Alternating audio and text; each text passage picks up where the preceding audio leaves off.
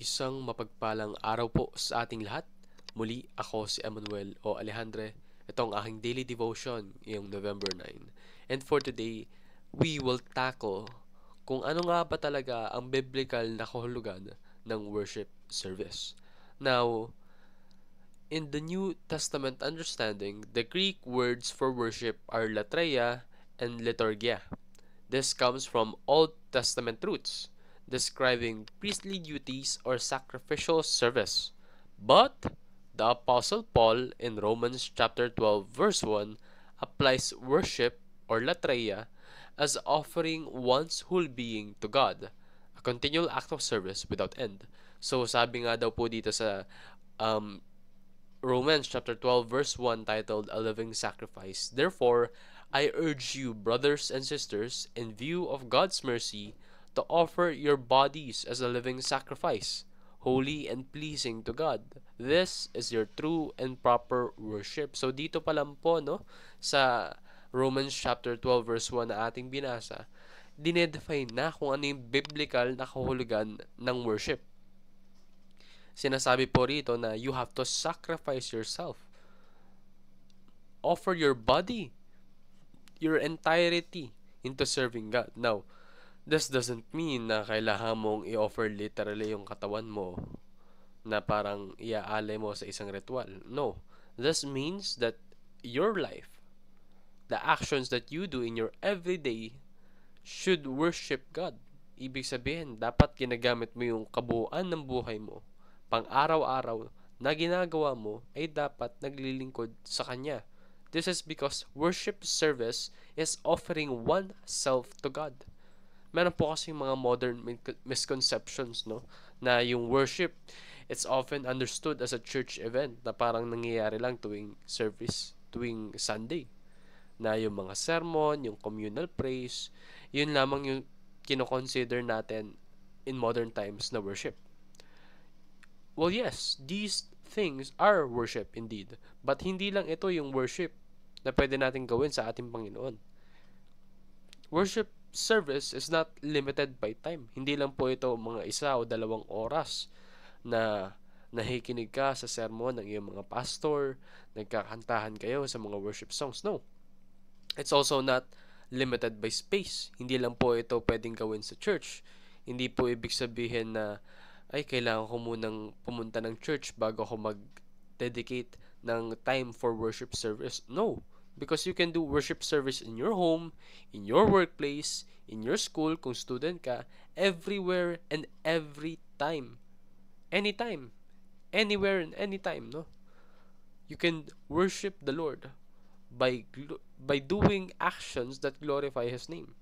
Because true worship is not merely a scheduled activity, but rather a life of service and continuous obedience to God every day without end. So, araw-araw daw po na pagsunod sa Panginoon at pagbibigay kaluguran sa pangalan niya, yun yung latria. That is the true worship in a biblical sense.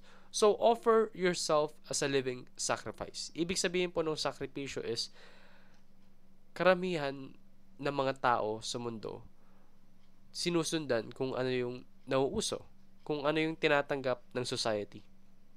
But that is flawed because society itself is flawed. Yung mundo po natin ay napaka-corrupt. So kung tayo ay magpapasakop sa mundo at susunod lang tayo sa agos ng panahon, then that is not worshiping God. Worshiping God is aligning yourself with God's will even if the society deems against it. Kahit na yung buong community ng mga taong nakapaligid sa iyo ay against sa mga teachings sa obedience towards God, you yourself should practice integrity and be the person that dignifies and glorifies the Lord. Kahit na may mga taong hindi sumusunod sa Panginoon, don't use that as a reason para hindi ka rin sumunod. In fact, do the opposite. Use that as a reason to glorify and obey God. Yan po ang pag-worship. Ang pag-worship po ay sakripisyo sa sarili mo dahil kahit na hindi tanggap ng ibang tao yung ginagawa mo, as long as yung ginagawa mo ay nagbibigay ng kaluguran sa Panginoon, then that's what you should do. Remember, you should follow God's instruction continuously. Wala pong tigil ito. Hindi naman po porket nasa church ka lang, dun ka lang susunod. Dapat, kung hindi ka nagmumura sa church, hindi ka rin nagmumura sa outside of the church.